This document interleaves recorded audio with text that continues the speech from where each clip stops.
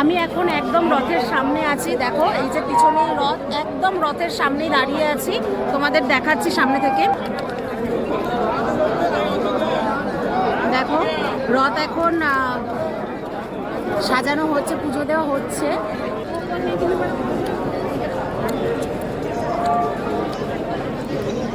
4টের সময় রথ বেরোবে, 4টের সময় রথ বেরোবে। তো এখন পুজো দেওয়া হচ্ছে। দেখো রথটা ঠিক এখানেই।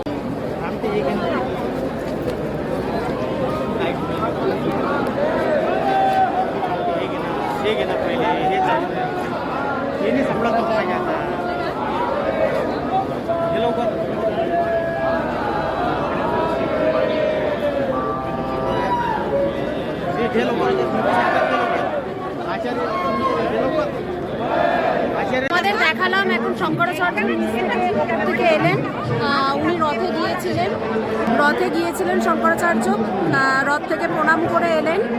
তো ওনাকে নামানো হলো, নিচে নামলেন। একদম পুরো রথের সামনে থেকে তোমাদের দেখালাম। নমঃ পার্বতী পতি হর হর মহাদেব। শঙ্করাচার্য বেরিয়ে গেলেন এবং এরপর পুরীর মহারাজ তিনি যাচ্ছেন রথের ভেতরে।